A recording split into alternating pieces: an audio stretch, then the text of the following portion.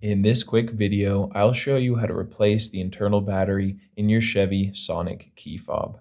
Replacing your battery at home is very easy to do. You do not need to go to the dealership or anything like that.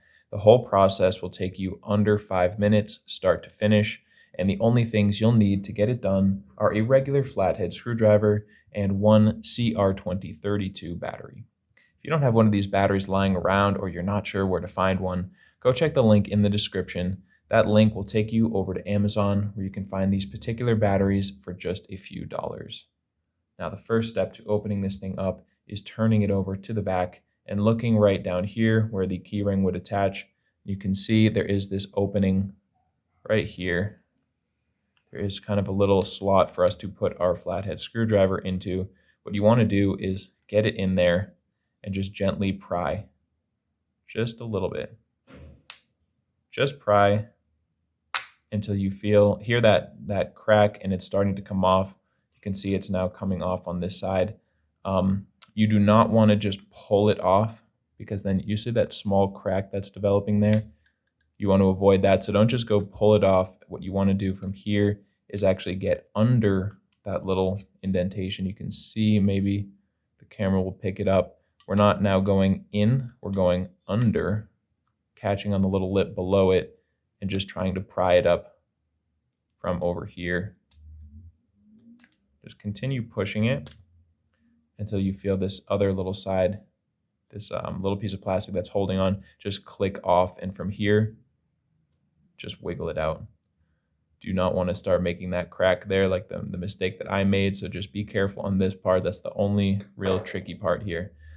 Now what we want to do is, with our flathead, you can see there's a little indicator there. It says put your flathead right here, and that is what we're going to do. A smaller flathead works better here, but you just want to go right next to this little tab, right next to it. You want to push down and just try to pry your battery up. So kind of wiggle it in there.